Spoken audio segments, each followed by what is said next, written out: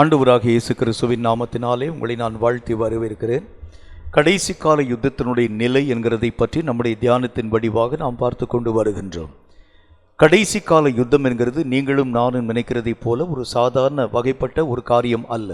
இந்த கடைசி கால யுத்தத்திலே ஒரு மனிதன் சரிவர இயங்காமல் இருக்கிறது உண்டானால் இந்த யுத்தத்திலே பரிபூர்ணமான ஜெயத்தின் காரியங்களை நீங்களும் நானும் பெற்றுக்கொள்ள முடிகிறது இல்லை. இந்த கடைசி கால யுத்தத்திற்கு மற்றும் ஒரு பெயரை நாம் சொல்ல முடியும், ஜீவ மரண போராட்டம். ஒருவேளை நாம் இந்த யுத்தத்தில் ஜெயித்தால் ஜீவனோடு கூட தேவராஜ்யத்திற்குள்ளாக கடந்து போக முடியும். ஒருவேளை நாம் மரணத்தின் ஊடாக கடந்து போகிறது உண்டானால் நித்திய ஆக்கினை தீர்ப்புக்குள்ளாக நாம் கடந்து போக முடியும்.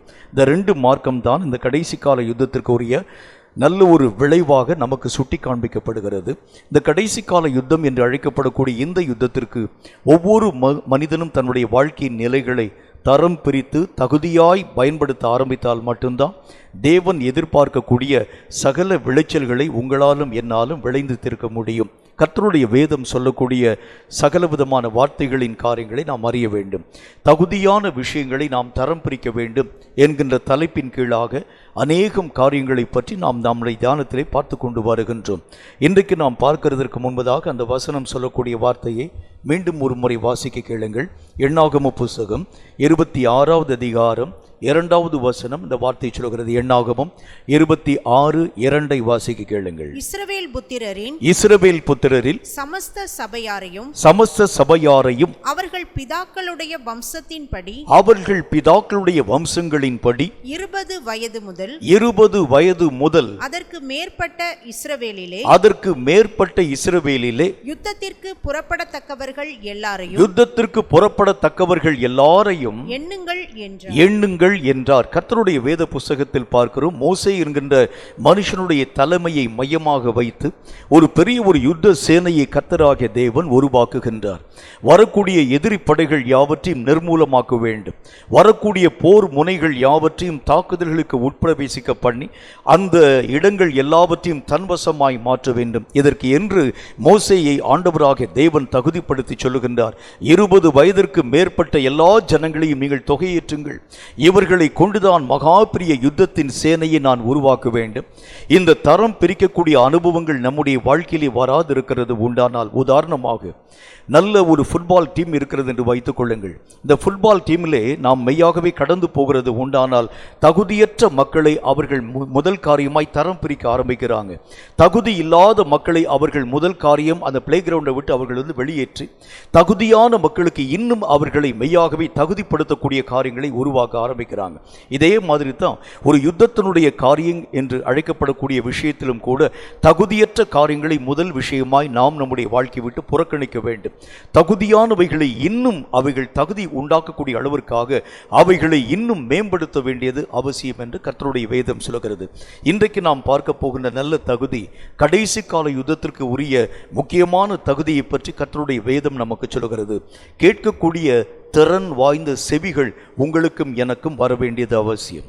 ஒரு காரியம் நம்முடைய வாழ்க்கையிலே சொல்லப்படக்கூடிய அந்த தன்மைகளை சரியாக புரிந்து கொள்ளக்கூடிய நிலை நம்முடைய வாழ்க்கையிலே வர ஆரம்பித்தால் மட்டும்தான் இந்த யுத்தத்திலே உங்களாலும் என்னாலும் நிலைத்து நிற்க முடியும். இல்லாத ஒரு பட்சத்தில் நாம் இந்த யுத்தத்திலே மகிமையான காரியங்களை சாதிக்கிறது என்கிறது கூடாது என்று கர்த்தருடைய வேதத்திலே நாம் பார்க்கின்றோம். இது என்ன கேட்கக்கூடிய திறன் வாய்ந்த செவிகள்? இதற்கு நல்ல ஒரு உதாரணத்தை நான் உங்களுக்கு சொல்ல வேண்டும் என்று ஆசைப்படுகின்றேன். ஆண்டவராகிய தேவனும் அவருடைய சீஷர்களும் ஒரு முறை கடந்து போறாங்க. அப்பொழுது இயேசு அவர்களை பார்த்து ஒரு வார்த்தை சொல்லுகின்றார். பரிசேயர் சதுசேயர் என்பவர்களுடைய புளித்த மாவை குறித்து எச்சரிக்கையாயிருங்கள். அந்த சீஷர்கள் உடனே தங்களுடைய மனதிலே யோசிக்க துவங்கினார்கள். இந்த இயேசு நாம் நம்முடைய கரங்களிலே அப்பங்களை கொண்டு வராதிருக்கக்கூடிய காரியங்களை மையப்படுத்தி நம்மை அவர் குற்றம் பிடிக்கும்படியான வார்த்தைகளின் ஊடாக பேசுகிறார் என்பதை பற்றி யோசித்தார்கள். உடனே இயேசு அவர்களுடைய மனதின் ஆழமான காரியங்களை புரிந்து கொண்டு அவர்களை பார்த்து கேட்கின்றார், உங்கள் கைகளிலே 5 அப்பங்கள் இருக்கும் பொழுது எத்தனை பேரை போஷிக்கக்கூடிய அளவிற்கு அந்த அப்பங்களை நான் திரளாக பலுகவும் பெருகவும் செய்தேன். 7 அப்பங்களை கொண்டு எத்தனை காரியங்களை நான் சாதிக்க துவங்கினேன்.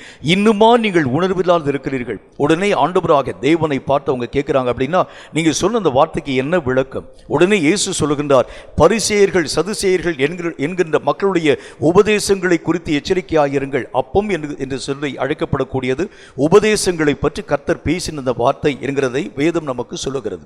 கர்த்தர் எதை நமக்கு வலியுறுத்தி சொல்லுகின்றார், என்ன செய்யணும், என்ன பேசணும், என்ன காரியத்தை கர்த்தர் பேசுகின்றார், இவைகளை நீங்களும் நானும் சரியான விதத்தில் புரிந்து கொள்ள ஆரம்பித்தால்தான் இந்த யுத்தத்திலே நிலைவரமான வெற்றியின் ஊடாக கடந்து போக முடியுமே தவிர மற்றபடி வெற்றியினுடைய காரியங்களை நீங்களும் நானும் பெற்றுக்கொள்ள முடியாது என்று கர்த்தருடைய வேதம் நமக்கு சொல்ல ஆரம்பிக்கிறது.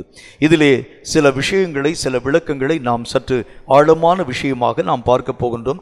சற்று நிதானமாக நம்ம வாசிக்க கேட்க போகின்றோம்.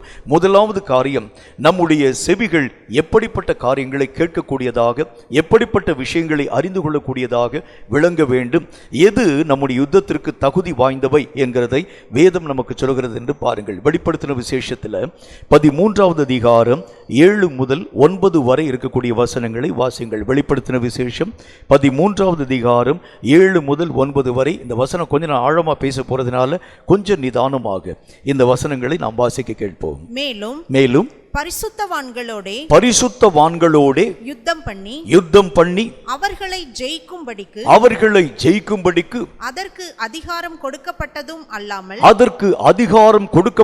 அல்லாமல் ஒவ்வொரு கோத்திரத்தின் மேலும் பாஷைக்காரர்களின் மேலும் ஜாதிகள் மேலும் அதற்கு அதிகாரம் கொடுக்கப்பட்டது. உலக தோற்றம் முதல் அடிக்கப்பட்ட ஆட்டுக்குட்டியினுடைய ஜீவ புஸ்தகத்தில் பேர் எழுதப்பட்டிராத பூமியின் குடிகள் யாவரும் அதை வணங்குவார்கள். காதுள்ளவன் எவனோ அவன் கேட்க கடவன். கர்த்தராகிய தேவன் வார்த்தைகளை பேசுகின்றார். மகா பெரிய காரியம் தேச அரங்கிலே உருவாக்கப்பட போகிறது. பொல்லாத சாத்தான் நேரடியான தாக்குதல்களை உருவாக்க போகின்றான். மகா பெரிய இந்த சத்துவம் நிறைந்த சாத்தானுடைய முழு வலிமைகளை நீங்களும் நானும் பிரத்யட்சமாய் அறிந்து கொள்ளக்கூடிய அளவிற்கு மும்முரமான தாக்குதல்களுடைய விகிதம் சாத்தானுடைய வசத்திலே இருந்து நமக்கு எதிராய் புறப்பட்டு வர போகிறது. இந்த காரியங்களை ஆண்டவராக தேவன் சொல்லி அவர் பேசுகின்றார். காதுள்ளவன் எவனும் கேட்க கடவன் என்று சொல்லுகின்றார். அப்படின்னா இந்த இடத்துல செவியினுடைய முக்கியமான வேலை என்ன அப்படின்னா, சொல்லக்கூடிய இந்த வார்த்தைகளை கேட்கக்கூடிய நீங்களும் நானும் எச்சரிக்கை அடைய வேண்டும் என்று கர்த்தர் நமக்கு சொல்லுகின்றார். எச்சரிக்கை அடையாதிருக்கக்கூடிய அநேகமான நேரங்களிலே ஜனங்கள் தடுமாற்றத்தின் ஊடாக கடந்து போய் தங்களுடைய ஓட்டத்தையும் அழைப்பையும் இழந்து போக துவங்க ஆரம்பிக்கிறாங்க. சில நேரங்களில் கர்த்தராகிய தேவன் பேசக்கூடிய எச்சரிப்பின் துணிகளை கேட்க மறைக்க ஆரம்பிக்கிறதுனால தான் அநேகமான மக்கள் தங்கள் ஆண்டவராக தேவன் பேரிலே வைத்திருக்கக்கூடிய எல்லா மகிமையான காரியங்களை இழந்து போக துவங்க ஆரம்பிக்கிறதை வேதத்தின் வழியாக நாம் பார்க்க முடியும். இதற்கு நல்ல ஒரு உதாரணத்தை உங்களுக்கு சொல்லுகிறேன் பாருங்கள். ஆண்டவராகிய தேவன் இந்த யூதாஸ் காரியத்தோடு கூட அநேகம் எச்சரிப்பின் குரலை பேச ஆரம்பித்தார். உங்களிலே ஒருவன் பிசாசா இருக்கிறான், உங்களிலே ஒருவன் என்னை காட்டுக் கொடுக்க போகிறான், என்னோடு கூட தாளத்திலே கையிடக்கூடியவன் தான் இந்த காரியத்தை செய்ய போகின்றான், இந்த அப்பத்தை தோய்த்து யாருக்கு நான் கொடுக்கிறேனோ அவன்தான் என்னை காட்டிக் கொடுக்க போகிறான். இப்படி பல திறப்பட்ட காரியங்களிலே எச்சரிப்பான குரலை ஆண்டவராக தேவன் பேசின பொழுதிலும் கூட கேட்கக்கூடிய செவிகள் எச்சரிக்கையை தன்னுடைய வாழ்க்கையிலே இழந்து போக ஆரம்பித்ததினாலே ஆண்டவராக தேவன் எதற்காய் பேசுகிறார், கர்த்தர் எதை வலியுறுத்தி பேசுகின்றார், வரக்கூடிய சாத்தானுடைய மும்முரம் எப்படிப்பட்டது, வரக்கூடிய சாத்தானுடைய தன்மை எப்படிப்பட்டது, கர்த்தர் தீர்க்கமும் தெளிவுமாய் பேசக்கூடிய வார்த்தைகளில் ஆழ்ந்த விஷயங்களை இந்த யூதாஸ் காரியத்தினுடைய மனம் புரிந்து கொள்ளாமல் போக ஆரம்பித்ததினால்தான் கடைசி நேரத்தில் ஆண்டவராக தேவன் சொல்லுகின்றார், நீ செய்ய வேண்டியதை சீக்கிரமாய் செய் என்று சொன்ன பொழுது உணர்வை இழந்து போன யூதாஸ் காரியத்து ஆண்டவராக தேவனை விட்டு வெளியே பிரிந்து கடந்து போய் தேவனுக்கு விரோதமான காரியங்களை செயல்படுத்த துவங்க ஆரம்பித்தார். முதல் எச்சரிப்பிலேயே தன்னுடைய மனம் மெய்யாகவே புரிந்து கொள்ளக்கூடிய பக்குவம் நிறைந்தவனாய் யூதாஸ் காரியத்து தன்னுடைய மனதை மாற்றி வைத்திருக்கிறது உண்டானால் இத்தனை பெரிய ஆன்மீக வாழ்க்கையை இழக்கக்கூடிய நஷ்டம் யூதாஸ் காரியத்தினுடைய வாழ்க்கைக்குள் ஒருபோதும் வருகிறது இல்லை. நம்மை குறித்து ஆண்டவராக தேவன் அநேகம் எச்சரிப்பான வார்த்தைகளை பேசுகிறார். இந்த இடத்திலே போகாதே, இங்கே நில்லாதே, இங்கே உட்காராதே, இந்த ஒரு காரியமுடைய வாழ்க்கையிலே மேன்மையாய் வராது. இந்த ஒரு காரியத்தின் ஊடாக கடந்து போகிறது. ஆசீர்வாதங்களை இழக்கக்கூடிய சூழ்நிலைகளை உருவாக்க ஆரம்பிக்கும் கர்த்தர் அந்தந்த நேரத்தில் அதினதின் காலத்தில் மெய்யாகவே நேர்த்தியாய் பேச துவங்க ஆரம்பிக்கின்றார். ஆனால் மனிதர்கள் தங்கள் வாழ்க்கையிலே வரக்கூடிய இப்படிப்பட்ட விஷயங்களை உணர்வு இல்லாத ஒரு மக்களாய், இவைகளை அறிந்து கொள்ள முடியாத செவிகள் உள்ளவர்களாய், ஆண்டவராக தேவன் பேசக்கூடிய சத்தத்தை உணர முடியாதவர்களாய் அவர்கள் கடந்து போக துவங்க ஆரம்பிக்கிறாங்க. நல்ல ஒரு சம்பவம் ஒன்று எனக்கு நினைவுக்கு வருகிறது. ஒரு நல்ல ஒரு கோழி ஒன்று தனக்கு கீழாக காணப்படக்கூடிய 5 முட்டைகளின் மேல் படுத்து அடை காத்து 5 நல்ல ஒரு நேர்த்தியான கோழி குஞ்சுகளை பிறப்பிக்க துவங்கிற்று. இந்த 5 கோழி குஞ்சுகளும் இந்த தாய் கோழிக்கு மிகவும் மிகவும் பிரியம் வாய்ந்தவை. ஆனால் அதில் ஒரே ஒரு கோழி குஞ்சு மாத்திரம் சற்று துடுக்கு நிறைந்தது. அது தன்னுடைய தாயினுடைய வார்த்தைகளுக்கு செவி கொடுக்கிறதே இல்லை. அது ஒவ்வொரு நாளும் அவங்க அம்மா சொல்லும், மேலே ஏதாகிலும் ஒரு பருந்து வட்டமிடுகிறது என்று வைத்துக் கொள்ளுங்கள், அம்மா உடனே எச்சரிப்பான வார்த்தைகளை சொல்லி என்னுடைய செட்டைகளின் கீழாக வந்து மறைந்து கொள்ளுங்கள், என்னுடைய எல்லா விதமான காரியங்களுக்குள்ளாக எனக்கு பக்கத்திலே வந்து உட்கார்ந்து கொள்ளுங்கள். இந்த ஒரே ஒரு குஞ்சு மாத்திரம் சொல்லும், எனக்கு இருக்கக்கூடிய அழகு, எனக்கு இருக்கக்கூடிய ரெக்கை, எனக்கு இருக்கக்கூடிய கால்களில் இருக்கக்கூடிய நகம், இதை வைத்து அந்த கழுகையோ அந்த பருந்தையோ பீறி போட என்னால் முடியாது. இந்த அம்மா எப்போ பார்த்தாலும் இப்படித்தான் வார்த்தைகளை பேசிக்கொண்டே இருக்கும் என்று சொல்லி யோசித்து இது தன் வழியே போக துவங்கிற்று. அம்மா அடிக்கடியாய் வந்து அந்த சின்ன குஞ்சினுடைய தலையில கொத்தி, நான் சொல்லக்கூடிய வார்த்தை நீ வந்து கரெக்டாக நீ கேட்கணும், நான் சொல்லக்கூடிய எச்சரிப்பின்படி நான் எச்சரிப்பான வார்த்தைகளை சொல்லக்கூடிய நேரத்தில் உடனே என்னுடைய ரெக்கைகளின் கீழாக வந்து அடைக்கலமாய் புகுந்து கொள்ள வேண்டியது அவசியம். இந்த குஞ்சுக்கு மாத்திரம் அவங்க அம்மானுடைய அந்த வார்த்தையை கேட்கறதுக்கு பிடிக்கவே இல்லை. ஒரு நாள் வந்த பொழுது வழக்கம் போல மேலே பறக்கக்கூடிய அந்த பருந்தை, அந்த கழுகை தாய் கோழியானது பார்த்த மாத்திரத்திலே தன்னுடைய 2 ரெக்கைகளையும் விரித்து குஞ்சுகள் யாவற்றையும் அழைக்க துவங்கிற்று. ஐயோ குஞ்சுகளே, நீங்கள் வெளியே இங்கும் அங்கும் போகக்கூடாது, மேலே வட்டமிடக்கூடிய பருந்தை, மேலே வட்டமிடக்கூடிய அந்த கழுகை நான் பார்க்கிறேன், என்னுடைய ரெக்கைகளின் கீழாக வந்து நீங்கள் தஞ்சம் புகுந்து கொள்ளுங்கள். 4 குஞ்சுகளும் ஒரே ஓட்டமாக ஓடி வந்துருச்சு. ஆனால் இந்த ஒரே ஒரு கோழி குஞ்சு மாத்திரம் தனியாக நின்று மேய்ந்து கொண்டிருக்க ஆரம்பித்தது. அந்த தாய் மீண்டும் அழைக்க துவங்கிற்று, இங்கே வந்து என்னுடைய இறக்கைக்கு கீழாக வந்து அடைக்கலம் புகுந்து கொள். அந்த குஞ்சுக்கு காது கேளாததை போல நிற்கக்கூடிய நேரத்தில் என்ன நடந்தது பாருங்கள். மேலே இருந்து பறக்கக்கூடிய அந்த கழுகு அல்லது அந்த பருந்து பறந்து வந்து இந்த கோழி குஞ்சை அப்படி தூக்கி கொண்டு போயிடுச்சு. தூக்கி கொண்டு போன உடனே இப்பொழுது அந்த கோழி குஞ்சை தன்னுடைய கால்களுக்குள்ளாக அந்த கழுகு வைத்துக்கொண்டு மேலே வானளாவ பறக்க ஆரம்பித்தது. இந்த கோழி குஞ்சுக்கு ரொம்ப சந்தோஷம். என்ன சந்தோஷம்? இவ்வளவு நாள் அவங்க அம்மா தான் பெரிய அம்மான்னு சொல்லி நினைச்சிட்டு இருந்துச்சு பாருங்க. ஆனால் இப்பொழுது வானளாவ பறக்கக்கூடிய நேரத்தில் தாய் கோழியினுடைய அதனுடைய உருவம் ரொம்ப குட்டியோட போயிடுச்சு. இந்த குஞ்சுக்கு ரொம்ப சந்தோஷம்.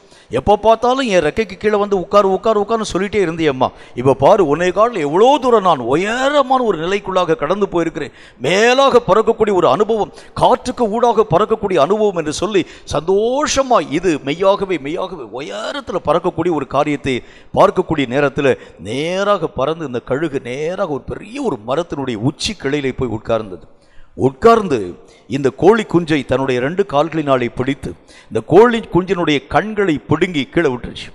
இந்த கோழி குஞ்சு அப்பொழுதுதான் யோசித்தது, ஐயோ எனக்கு 2 கண்ணு இல்லாமல் போயிடுச்சு, இனி நான் எங்கே போவேன், எங்கள் அம்மாட்ட எங்கே போவேன் என்று சொல்லி எங்கும் அங்கும் வழி விலகி தடுமாறக்கூடிய நேரத்தில் கொஞ்சம் கொஞ்சமாய் கொத்தி அந்த கோழி குஞ்சை அதை தின்ன துவங்கிற்று. எச்சரிக்கை உனக்கும் எனக்கும் சொல்லப்படுகிறது. சாத்தானுடைய தன்மைகள் மகா பயங்கரமானவை. ஒருவேளை இந்த சாத்தான் உன்னை தூக்குகிறது உண்டானால் முதல்ல காரியத்தில் உன்னை மேலே உயர்த்த ஆரம்பிச்சிடுவான். உன்னை அறியாத ஒரு பரவசம், உன்னை அறியாத ஒரு சந்தோஷம். கர்த்தர் எச்சரிப்பான வார்த்தையை சொல்லக்கூடிய நேரத்தில் நீயும் நானும் அந்த காரியத்திற்கு செவிகொடாது இருக்கிறது உண்டானால், எச்சரிப்பான காரியங்களை நீயும் நானும் உணராது இருக்கிறது உண்டானால், எச்சரிக்கக்கூடிய வார்த்தைகளுக்கு நீயும் நானும் நம்முடைய செவிகளை அடைக்கிறது உண்டானால், வரக்கூடிய பெரிய ஆபத்தான காரியங்களிலே நின்று நீங்களும் நானும் தப்புவிக்கப்படுகிறது என்கிறது முடியாது என்று கர்த்தருடைய வேதம் நமக்கு சொல்ல ஆரம்பிக்கிறது. கேட்கும் கர்த்தருடைய பிள்ளையை எதற்காக ஆண்டவராக தேவன் பேசுகின்றார்? வரக்கூடிய சாத்தான் முன்பு போல காணப்படக்கூடியவன் அல்ல. இப்பொழுது வரக்கூடிய பொல்லாத பிசாசு நீங்களும் நானும் நினைக்கிறதை காட்டிலும் அதிக தீவிரமாய் நம்முடைய ஆவிக்குரிய நிலைகளை வஞ்சிக்கும்படியாய் கடந்து வருகின்றான். உங்களுடைய ஒட்டு மொத்த பலம் யாவற்றையும் உறிஞ்சி குடிக்கும்படியாய், உங்களுடைய ஒட்டு மொத்த திறமைகள் யாவற்றையும் நிர்மூலப்படுத்தும்படியாய், உங்களுடைய ஆவிக்குரிய வைராகிய நிலைகள் யாவற்றையும் கட்டுப்போக பண்ணும்படியாய் இந்த பொல்லாத சாத்தான் இந்த நாட்களில் கங்கணம் கட்டிக்கொண்டு தீவிரமாய் வருகின்றான். கர்த்தர் எச்சரிப்பான வார்த்தைகளை சொல்லக்கூடிய நேரத்திலே அடங்கி இருக்க வேண்டும் என்றால் அடங்கி இருக்க வேண்டும், ஓட வேண்டும் என்றால் ஓட வேண்டும், நிற்க வேண்டும் என்றால் நிற்க வேண்டும், பதுங்கு குழிகளுக்குள்ளாக பதுங்கியிருங்கள் என்று சொன்னால் பதுங்க வேண்டும். இப்படிப்பட்ட எச்சரிப்பான குரலை நீயும் நானும் செவி கொடுத்து கேளாதிருக்கக்கூடியவனாய் இருக்கிறது உண்டானால் நெடுக போய் நீங்களும் நானும் தண்டிக்கப்பட்டே தீருவோம் என்று வேதம் நமக்கு சொல்கிறது. இன்னொரு வசனத்தை வாசிங்க. எசேக்கியேல் தீர்க்கதரிசியின் புத்தகம் 7வது அதிகாரம் 14வது வசனம் இந்த வார்த்தையை சொல்கிறது. எசேக்கியேல் 7வது அதிகாரம் 14வது வசனம் இந்த வார்த்தையை சொல்கிறது. கொஞ்சம் நிதானமா வாசிங்க. அவர்கள் எக்காளம் ஊதி எல்லாவற்றையும் ஆயத்தம் பண்ணியும் யுத்தத்திற்கு போகிறவன் இல்லை, யுத்தத்திற்கு போகக்கூடியவன் இல்லை. என் உக்கிரம் அதன் திரளான கும்பின் மேலும் இறங்குகிறது. கர்த்தருடைய வேத புத்தகத்தில் பார்க்கிறோம், எக்காலத்தை நான் ஊதி எச்சரிக்கிறேன், ஆனால் யுத்தத்திற்கு புறப்படக்கூடியவன் இல்லை. எக்காலம் எதற்காய் ஊதப்படுகிறது? ஜனங்கள் அதை பற்றி புரிந்து கொள்ளவே முடியல. அவர்கள் தங்கள் மனம் போன போக்கின்படியே காரியங்களை உருவாக்க ஆரம்பிக்கிறாங்க. எக்காலம் என்கிறது எதை நமக்கு வலியுறுத்துகிறது? இதோ இப்பொழுது நான் நின்று பேசிக் கொண்டிருக்கிறேனே, இப்படிப்பட்ட வார்த்தைகளை சொல்லக்கூடிய காரியங்கள் எல்லாம் எக்காலத்திற்கு சமானமாய் வரக்கூடிய அழிவை குறித்து எச்சரிக்கக்கூடிய வார்த்தைகளாக கர்த்தர் உன்னோடும் என்னோடும் கூட இப்படிப்பட்ட அநேகம் ஊழியர்களின் மூலம் திரளாய் பேசிக் கொண்டு வருகின்றார். இவைகள் எல்லாம் எக்காலத்தின் சத்தத்திற்கு ஒத்ததாய் ஆண்டவராகிய தேவனுக்குள் நீயும் நானும் ஆயத்தமடைய வேண்டிய காலம் இது. நீயும் நானும் சோம்பி கிடக்க வேண்டிய காலம் இது அல்ல. நீயும் நானும் எழும்ப வேண்டிய காலம், நீயும் நானும் ஓட வேண்டிய காலம், நீயும் நானும் ஆயத்தப்பட வேண்டிய காலம் என்கிறது கர்த்தர் எக்கால சத்தம் என்று அழைக்கப்படக்கூடிய அநேகம் ஊழியர்களின் மூலம் பேசிக்கொண்டே வருகின்றார். இதை கேட்டும் இந்த கடைசி காலங்களில் ஒரு மனிதன் தன்னுடைய வாழ்க்கையிலே ஆயத்தமாகாமல் இருக்கிறது உண்டானால் எல்லா விதமான சூழ்நிலைகளிலும் அந்த மனிதன் வாரிக்கொண்டு போகப்பட துவங்கி விடுகின்றான். கர்த்தர் அதைத்தான் நமக்கு சொல்லுகின்றார். எனக்கு தெரிந்த ஒரு நல்ல ஒரு நண்பன், இராணுவத்திலே பணியாற்றினவன். அவனிடத்திலே நான் சென்று உட்கார்ந்து அநேகமான காரியங்களை நான் கேட்கிறது வழக்கம். அவனோடு கூட பேசி கொண்டிருக்கும் பொழுது ஒவ்வொரு நாள் அதிகாலை வேளை 5 மணிக்கு இந்த இராணுவத்தில் பெரட் ஆரம்பிச்சிடுவாங்க. பெரட் ஆரம்பிக்கிறதுக்கு முன்பதாக சரியாக 4 மணிக்கு ஒரு பிகில் ஒன்று ஊதப்படும். 4 மணிக்கு எழக்கூடியவர்கள் 4 மணி என்று சொல்லி அந்த பிகில் ஊதப்படுகிறது உண்டானால் ஊதப்பட்ட உடனே அவர்கள் எழுந்து அவர்கள் தங்களுடைய படுக்கைகள் யாவற்றையும் சுருட்டி வைக்கணும். தங்களுக்கு உண்டான எல்லா விதமான காரியங்களையும் எடுத்துக்கொண்டு, அதாவது தங்களுடைய சரீரத்தை மெய்யாகவே செய்யக்கூடிய எல்லா விதமான காலை கடன்கள் யாவற்றையும் செஞ்சு முடிச்சிடணும். குளிச்சு மற்ற எல்லா காரியத்தையும் செஞ்சிடணும். சரியாக 4 மணி 55 நிமிஷத்திற்கு அடுத்த ஒரு பிகில் மெய்யாகவே உருவாக்கப்பட ஆரம்பிக்கும். அந்த சத்தம் கேட்டவுடனே தங்கள் ஷூவை அவர்கள் கட்டிக்கொள்ள வேண்டும். தங்களுடைய எல்லா விதமான உடுப்புகளையும் அவர்கள் மெய்யாகவே மேலே அந்த உடுப்புகள் யாவற்றையும் மாட்டிக்கொள்ள வேண்டும். 5 மணிக்கு அடுத்த பிகில் அடிக்கக்கூடிய நேரத்தில் அவர்கள் எல்லாரும் எந்த இடத்திலே போய் நிற்க வேண்டுமோ எல்லாரும் 5 மணிக்கு அசம்பிள் ஆயிடணும். 5 மணி 1 நிமிஷத்துக்கு வந்தால் கூட அன்றைக்கு அந்த பேரட் அந்த பையனுக்கு அவங்க நிறுத்தி வச்சிருவாங்க. அதற்குரிய பனிஷ்மெண்ட்டாக நிறைய பனிஷ்மெண்ட் கொடுப்பாங்க. 5 மணி என்றால் 5 மணிக்கு ஷார்ப்பாக அங்கே நிற்க வேண்டியது அவசியம். நிற்கக்கூடிய அந்த மனிதர்கள் அரைகுறையாய் கொஞ்சம் லேட்டாக எந்திரிச்சிட்டு வந்து அவர்கள் இங்கும் அங்கும் மற்ற காரியங்களை செய்ய மறந்து போனவர்களாய் வந்து ஷூக்கு பாலிஷ் போடாமல் பெல்ட்டுக்கு பாலிஷ் போடாமல் வந்து நிற்கிறாங்கன்னு வச்சுங்களேன், உடனே அவர்களுக்கு அங்கேயே பனிஷ்மெண்ட் கொடுக்கிறது வழக்கம். இதை எதற்கு சொல்லுகிறேன் என்று சொன்னால், இதே போலத்தான் கர்த்தர் எச்சரிப்பான வார்த்தையை சொல்லக்கூடிய நேரத்தில் நீயும் நானும் உறக்கத்திலே இருக்கிறது உண்டானால் தேவனுடைய கோபம் நம்ம மேல ஒன்று. கர்த்தராகிய தேவன் உன்னை தாண்டி கடந்து போக ஆரம்பித்து விடுவார். 1. 3வது, பொல்லாத சாத்தானுக்கு முன்பதாக உன்னாலும் என்னாலும் நிலையா நிற்க முடிகிறது இல்லை. ஆகவே இந்த செவிகள் முதல் காரியம் ரொம்ப ஷார்ப்பா இருக்கணும். எதை கர்த்தர் எனக்கு சொல்றாரு, எதை கர்த்தர் என்கிட்ட பேசுகிறாரு, நான் என்ன காரியமாகும்படியான வார்த்தைகளை ஆண்டவராக தேவன் பேசுகிறார். உன் செவியும் என் செவியும் இந்த காரியங்களை ஆழமாய் உணர வேண்டியது அவசியம். உணர்வு இல்லாத நிலை நம்முடைய செவிகளிலே காண்பிக்கப்படுகிறது உண்டானால் வரக்கூடிய ஆபத்தும் அழிவும் உன்னையும் என்னையும் வாரிக்கொண்டு போக ஆரம்பித்து விடும். பிரியமானவனே, ஜாக்கிரதை. ஆகவேதான் கர்த்தர் சொல்லக்கூடிய வார்த்தையினுடைய அடிப்படையில் நீங்களும் நானும் இந்த செவி என்று அழைக்கப்படக்கூடிய விஷயத்தில் சகல ஜாக்கிரதை உள்ளவனாய் நாம் நம்மை காத்துக்கொள்ள வேண்டியது அவசியம். 2வது காரியம், இந்த செவிக்கு மற்றும் ஒரு வேலையை கர்த்தர் நமக்கு சொல்லுகிறார் பாருங்க. வெளிப்படுத்தின விசேஷம் 3வது அதிகாரம் 4, 5 ஆகிய வாக்கியங்களை கொஞ்சம் நிதானமா வாசிங்க.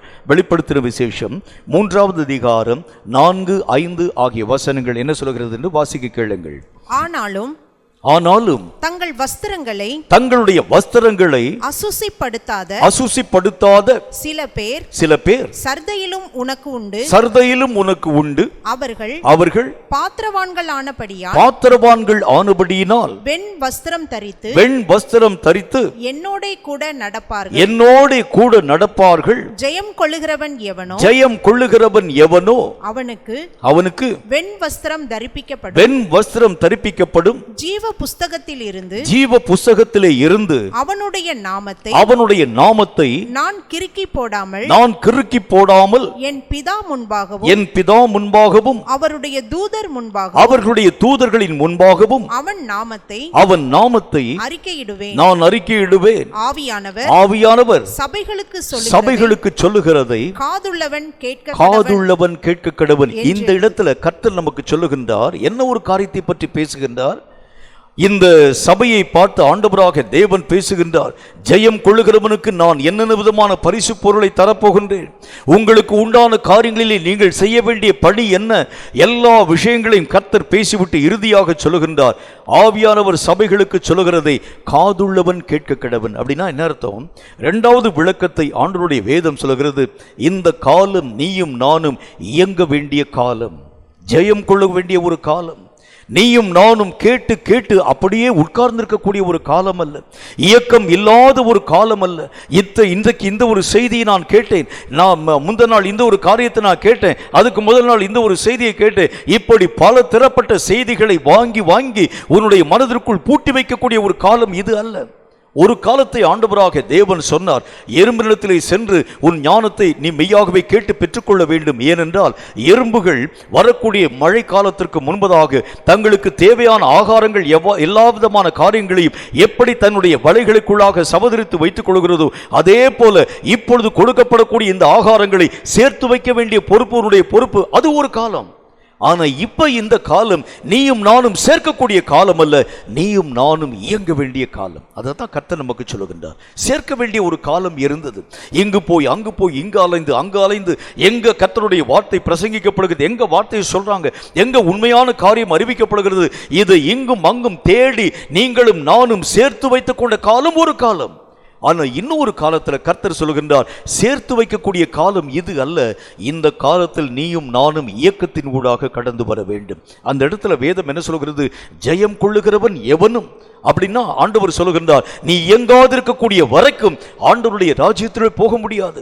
உன்னுடைய நாமம் தேவனுடைய சமூகத்திலே அறிக்கையிடப்படுகிறது இல்லை.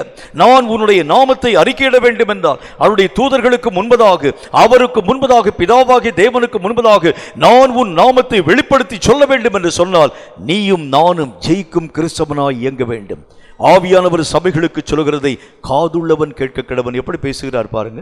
வேதம் சொல்லக்கூடிய இரண்டாவது ஒரு காரியம், ஒரு மனிதனுக்கு கேட்கும் திறன் இருக்கிறது உண்டானால் அவன் இயங்கக்கூடியவனாய் விளங்க ஆரம்பிக்கிறான். எதை கர்த்தர் என்னுடைய வாழ்க்கையிலே வலியுறுத்தி சொல்லுகின்றார், எதை என்னுடைய வாழ்க்கையிலே ஆண்டவராகிய தேவன் தீவிரமாய் அதிகமாய் எச்சரிப்பான காரியங்களில் ஊடாய் பேச ஆரம்பிக்கின்றார். இத்தனை காலம் கர்த்தர் என்னோடு கூட பேசுகிறதற்கும் இப்ப என்கிட்ட பேசுறதுக்கும் ஒரு பெரிய ஒரு வித்தியாசத்தை நான் புரிந்து கொள்கிறேன். ஒரு காலத்தில் ஆண்டவராகிய தேவன் என்னென்ன விதமான காரியங்களை பற்றி பேசினார், இதை பெற்றுக்கொள் சொல்லி நான் கேட்காமலே அநேகம் காரியங்களை எனக்கு சொல்லி கொடுத்து அவைகள் யாவற்றையும் நான் என் வசமாய் மாற்றிக்கொள்ளக்கூடிய சூழ்நிலை உருவாக்கின கர்த்தர். இப்ப அதெல்லாம் விட்டுட்டு நீயும் நானும் எழும்ப வேண்டும், இயங்க வேண்டும், கிரியைகளை செய்ய வேண்டும். இது ஏன் என்கிட்ட கர்த்தர் இப்பொழுது பேசுகிறார் என்பதை உன் செவியும் என் செவியும் தீர்க்கமாய் ஆராய்ந்து அறிகிறது உண்டானால் உன்னையும் என்னையும் அது இயங்க விடாமல் இருக்க விடுகிறது இல்லை. இந்த செவி ஆராயக்கூடிய நிலைகளை பொறுத்துத்தான் எதை கர்த்தர் வலியுறுத்துகிறார் என்பதை பற்றிதான உணர்வையும் நினைவையும் உன் வாழ்க்கையிலும் என் வாழ்க்கையிலும் பெற்றுக்கொள்ள முடியும். கர்த்தருடைய வேதம் சொல்கிறதை போல சேர்க்கிறதற்கு ஒரு காலம், அவைகளை சேர்த்த எல்லா விதமான காரியங்களை தூக்கி எறிகிறதற்கு ஒரு காலம், கிழிக்க ஒரு காலம், கிழித்த எல்லா விதமான காரியங்களையும் தைக்கிறதற்கு ஒரு காலம். இப்படி ஒவ்வொரு காரியத்தையும் பற்றி பேசக்கூடிய கர்த்தர் யுத்தத்திற்குரிய காலத்தையும் பற்றி அவர் பேச துவங்க ஆரம்பிக்கின்றார். யுத்தம் செய்கிறதற்குரிய காலம் இது. இந்த காலத்தில் நீயும் நானும் செய்ய வேண்டிய பணி என்ன, உனக்குள்ளும் எனக்குள்ளும் வர வேண்டிய ஆயத்தம் என்ன, நீயும் நானும் இயங்க வேண்டிய தன்மை என்ன, நீயும் நானும் ஜெயம் கொள்ளக்கூடியவனா இருக்கிறது உண்டானால் உன் பெயரை என் பிதாவாகிய தேவன் தேவனுக்கு முன்பதாக நான் அறிவுறுத்துவேன் அப்படின்னா என்ன அர்த்தம்? அவர் சொல்லுகின்றார், நீ இயங்கி வெற்றி சிறக்கக்கூடிய காரியங்களின் ஊடாக கடந்து போ. இயங்கி கர்த்தராகிய தேவனுடைய சித்தத்தை நீ உன்னுடைய வாழ்க்கையை நிறைவாக்கும்படி துரித கதியாய் ஓடு என்கிறதை பற்றி கர்த்தராகிய தேவன் பேச ஆரம்பிக்கிறார். கேட்கும் கர்த்தருடைய பிள்ளையே, உன் செவியும் என் செவியும் சரியான விதத்தில் கர்த்தர் பேசும் வார்த்தைகளை எளிதாய் புரிந்து கொள்ள துவங்க ஆரம்பிக்கிறது உண்டானால் தேவன் என்ன நோக்கத்தை மையப்படுத்தி உன்னோடும் என்னோடும் பேசுகிறார் என்பதை தெளிவான விதத்தில் புரிந்து உன்னாலும் என்னாலும் இயங்க முடியும் என்று கர்த்தருடைய வேதம் நமக்கு சொல்ல ஆரம்பிக்கிறது. நிறைய பேருடைய வாழ்க்கையில இப்ப கர்த்தர் அதிகமாய் பேச ஆரம்பித்தாலும் கூட அவர்கள் ஏன் இன்னும் எழுந்து தன்னுடைய ஸ்தானத்திலே ஓடவே இல்லை? அவங்க ஏன் இன்னும் அவங்களுடைய ஸ்தானத்திலே அப்படி நின்று கொண்டே இருக்க ஆரம்பிக்கிறாங்க? அவர்களுடைய வாழ்க்கையிலே எப்படி ஆரம்ப நாட்களில் தன்னுடைய ஓட்டத்தை துவங்கினார்களோ அப்படியே இன்று வரைக்கும் அவர்கள் ஓடிக்கொண்டே இருக்கிறதுனுடைய காரணம் என்ன தெரியுமா? கேட்கக்கூடிய காரியங்களை பற்றிதான புரிந்து கொள்ளுதல் அவங்க வாழ்க்கையில இல்லை. கர்த்தர் எதை வலியுறுத்தி என்னோடு கூட பேசுகிறார், நான் என்ன செய்யணுங்கிறதுக்காக இப்படிப்பட்ட வார்த்தைகளை திரும்ப திரும்ப பேச வேண்டும். ஒரு காலத்தில் கிருபையை பற்றி பேசின கர்த்தர், ஒரு காலத்தில் இரக்கத்தை பற்றி பேசின கர்த்தர், ஒரு காலத்தில் பாவ மன்னிப்பை பற்றி பேசின கர்த்தர், ஒரு காலத்தில் அபிஷேகத்தை பற்றி பேசின கர்த்தர், ஒரு காலத்தில் ஆவிக்குரிய வரங்களை பற்றி பேசின கர்த்தர் தற்போது யுத்தங்களை பற்றி பேசுகிறார் என்றால் என்ன காரணம்? ஒவ்வொரு காலத்திற்கும் ஏற்ற வளர்ச்சியின் ஊடாக நீயும் நானும் கடந்து போக வேண்டும். இந்த காலம் இயங்க வேண்டிய காலம். இயக்கத்தை பற்றி கர்த்தர் ஏன் என்கிட்ட பேசணும்? அப்படி என்றால் நீ இன்னும் இயங்கல, நீ இயங்க வேண்டும் என்று ஆண்டவர் எதிர்பார்க்கிறேன் என்கின்ற ஒரு தன்மையை பற்றி ஆண்டவர் உங்களோடும் கூட என்னோடும் கூட பேச துவங்குகிறார். கேட்கும் கர்த்தருடைய பிள்ளையே, கேட்ட காலங்கள் போதும், கற்றுக்கொண்ட காலங்கள் போதும், இயங்க வேண்டிய காலம் இது என்கிறதை கர்த்தர் நமக்கு சொல்கின்றார். ஜெயம் கொள்கிறவனைத்தான் ஆண்டவராகி நான் பிதாவுக்கு முன்பதாக அவனுடைய பெயரை நான் பிரசித்தப்படுத்துவேன், என்னுடைய தூதர்களுக்கு முன்பதாக அவனுடைய நாமத்தை நான் மகிமைப்படுத்துவேன், அவனை நான் எல்லாருக்கும் முன்பதாய் உயர்ந்த நிலையிலே கொண்டு போய் நிறுத்துவேன். எப்பொழுது அவன் ஜெயம் கொள்ளும் வாழ்க்கை வாழக்கூடிய ஒரு மனிதனாய் தன்னுடைய நிலைகளை மாற்றிக்கொள்ளும் போது. அப்படின்னா என்ன அர்த்தம்? இயக்கம் நிறைந்த கிறிஸ்தவனாய் என்றைக்கு அவன் தன்னுடைய வாழ்க்கையின் தன்மைகளை மாற்றிக்கொள்ளுகிறானோ அவனுக்குத்தான் இத்தனை மகிமைகளை நான் மெய்யாகவே உரியதாக வைத்திருக்கிறேன் என்று கர்த்தர் பேச துவங்குகின்றார். கேட்கும் கர்த்தருடைய பிள்ளையே, கேட்ட சத்தியம், கேட்ட காரியங்கள் இவைகளை தாண்டி இனி ஒரு மேலான ஒரு படிக்குள்ளாக நீங்களும் நானும் கடந்து போக வேண்டும் என்று கர்த்தருடைய வேதம் நமக்கு சொல்ல ஆரம்பிக்கிறது. மூன்றாவது ஒரு காரியத்தை பாருங்க. கர்த்தருடைய வேதம் சொல்லக்கூடிய முக்கியமான ஒரு காரியத்தை வாசிக்க கேளுங்கள். அப்போஸ்தலர் நடபடிகள் 17வது அதிகாரம் 20வது வசனம் இந்த வார்த்தையை நமக்கு சொல்கிறது. அப்போஸ்தலர் 17வது அதிகாரம் 20வது வசனத்தை வாசிக்க கேளுங்கள். நூதனமான காரியங்களை எங்கள் காதுகள் கேட்க பண்ணுகிறாய், அவைகளின் கருத்தை இன்னதென்று அறிய மனதாயிருக்கிறோம் என்றார்கள். அப்போஸ்தலனாகிய பரிசுத்த பவுல் அங்கு அத்தேனே என்கின்ற பட்டணத்தில் போய் நின்று பேசுகின்றார். அங்க பேசக்கூடிய மக்களுக்கு முன்பதாக இவர் ஆண்டவராக தேவனுடைய விசுவாசத்தின் வல்லமைகளை பற்றி, கர்த்தர் உயிரோடு கூட எழுந்த அந்த நிலைகளை பற்றி, இனி வரக்கூடிய உலகங்களை பற்றி பேசக்கூடிய அந்த வார்த்தைகளை கேட்ட அந்த அத்தேனே பட்டணத்திலே காணப்பட்டிருக்கக்கூடிய மக்கள் இவரோடு கூட பேச ஆரம்பிக்கிறாங்க. நூதனமான விஷயத்தினை பேசுகிற இந்த காரியங்கள் எல்லாம் எங்களுடைய புத்திக்கு அப்பாற்பட்ட விஷயமா இருக்கிறது என்று சொல்லி அவர்கள் நெருக்கி உட்கார துவங்க ஆரம்பிச்சாங்க. அப்போஸ்தலனாகிய பரிசுத்த பவுல் யோசிச்சான், பரவாயில்லையே, நம்ம பேசின அந்த வார்த்தையிலே இவர்கள் எல்லாரும் ரட்சிக்கப்பட்டு விட்டார்கள் போல் இருக்கிறது என்று சொல்லி யோசித்த பொழுது அவர்கள் திரும்ப கேட்கிறாங்க, மீண்டும் ஒரு முறை இதே விதமான வார்த்தையை பற்றி பேச வேண்டும். அப்போஸ்தலன் யோசிக்கிறாரு, எதுக்கு திரும்ப திரும்ப இதே விதமான காரியத்தை பற்றி கேட்குறாங்கன்னு சொல்லிட்டு பக்கத்தில் இருக்கக்கூடிய ஆட்கள்கிட்ட விசாரித்து பார்த்த பொழுது அப்பொழுது ஒரே ஒரு காரியம் அவருக்கு விளங்க துவங்கிற்று. என்ன ஒரு காரியம்? இவர்கள் நூதனமான காரியங்களை பேசி பேசி பொழுதை போக்குகிறதே அல்லாமல் வேறு காரியம் ஒன்றுமில்லை. அவங்க மனம் திரும்ப மாட்டாங்க, சும்மா கதை கேட்கறதா அவங்களுக்கு பிரியம். பிரசங்கத்தை இன்னைக்கு பிரசங்கம் எப்படி இருக்குங்க, ரொம்ப சூப்பர், ரொம்ப நல்லா இருக்கு. கீழே இருக்கக்கூடிய அந்த கமெண்ட்ல வந்து என்ன போடுவாங்க, உடனே தம்ஸ் அப் போட்டு எல்லா விதமான காரியங்களையும் அனுப்பக்கூடிய நிலை. இவைகள் எல்லாம் எதை சொல்கிறது? நூதனமான காரியங்களை பேசுகிறார் இந்த ஊழியக்காரர், நிறைய புதிய புதிய கருத்துக்களை பேசுகிறார். அது முக்கியம் இல்லை, நூதனமான விஷயம் முக்கியம் அல்ல, விஷயத்திலே கர்த்தர் எதை உனக்கு வலியுறுத்துகிறார். அப்படின்னா என்ன அர்த்தம்? பேசி பேசி கேட்டு கேட்டு உன்னுடைய பொழுதையும் என்னுடைய பொழுதையும் போக்கின காலங்கள் போதும். பேசிட்டே இருக்கக்கூடிய ஒரு காரியம். இன்னும் எனக்கு சொல்லித்தாங்க, இன்னும் எனக்கு பேசுங்க, இன்னும் எனக்கு காரியங்களை சொல்லுங்க, இன்னும் இதுல என்ன ஆழமான விஷயம் இருக்கிறது. இந்த காரியங்களை தலை அறிவாய் அவன் தன்னுடைய வாழ்க்கையை புரிந்து கொள்வானை தவிர தன்னுடைய வாழ்க்கையை அவைகளை ஒன்றையும், அந்த காரியங்களிலே ஒன்றையும் தன்னுடைய வாழ்க்கையை நடைமுறைப்படுத்துகிறதே கிடையாது. நிறைய பேருடைய வாழ்க்கையை நம்ம பார்க்க முடியும். நிறைய பேர் தன்னுடைய வாழ்க்கையில எதை அவர்கள் தன்னுடைய வாழ்க்கையில விரும்ப ஆரம்பிக்கிறாங்கன்னு சொன்னா, பேசக்கூடிய நிறைய கதைகளை அவர்கள் விரும்ப ஆரம்பிக்கிறாங்க. இந்த ஊழியக்காரர் வந்தா நிறைய கதையா சொல்ல ஆரம்பிக்கிறாரு. இந்த ஊழியக்காரருடைய பிரசங்கத்தினுடைய துவக்கம் முதல் முடிவு வரைக்கும் நான் மெய்யாகவே இந்த பிரசங்கத்தை ஆஃப் பண்ணாம கேட்டுட்டே இருப்பேன். ஏன்னா நிறைய கதை, அதாவது அந்த கோழி குஞ்சினுடைய கதையை சொல்லுவார், அந்த கழுகினுடைய கதையை சொல்லுவார், இந்த கதையை சொல்லுவார், சிம்சோனுடைய கதையை சொல்லுவார். இந்த கதைகளை கேட்க கேட்க எத்தனை பரவசமா இருக்கிறது. கதையை கேட்டுட்டே போறது கர்த்தருடைய காரியத்திற்கு உட்பட்டது அல்ல. வேதம் சொல்லக்கூடிய வார்த்தையின்படி நூதனமான விஷயங்களை பேசி பொழுதை போக்குகிறது தேவனுடைய விருப்பம் அல்ல. உன் செவியும் என் செவியும் எதை கவனித்து கேட்கிறதோ அதை வாழ்க்கையிலே அபியாசத்திற்குள் கொண்டு வரணும். அதை வாழ்க்கையில உன்னுடைய வாழ்க்கையை நிலைப்படுத்தும்படி அவைகள் எல்லாவற்றையும் உன் வசமாய் மாற்ற வேண்டும். கேட்டு கேட்டு எழுந்து போகக்கூடிய நிலை போதும். கேட்டு கேட்டு காரியங்களிலே செவிகளிலே கடினமடைந்த நிலைகள் போதும் என்று கர்த்தர் நமக்கு சொல்லுகின்றார்.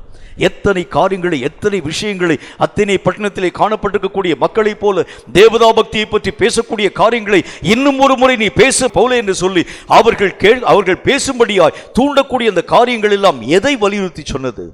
அவர்கள் பேசக்கூடிய வார்த்தைகளை கேட்டு மனம் திரும்பக்கூடிய ஒரு காரியமாய் அல்ல, அவர்கள் பேசி பேசி பொழுதை போக்கக்கூடியவர்கள் என்பதை அறிந்த அப்போஸ்தலன் அந்த இடத்தை விட்டு அவன் கடந்து போக துவங்கினான். கேட்கும் கர்த்தருடைய பிள்ளையே, இந்த சொல்லப்படக்கூடிய வார்த்தை சும்மா கேட்கறதுக்காக அல்ல, ரொம்ப நல்லா இருக்குன்னு சொல்லி அப்ரிஷியேட் பண்ணுகிறதுக்காக அல்ல.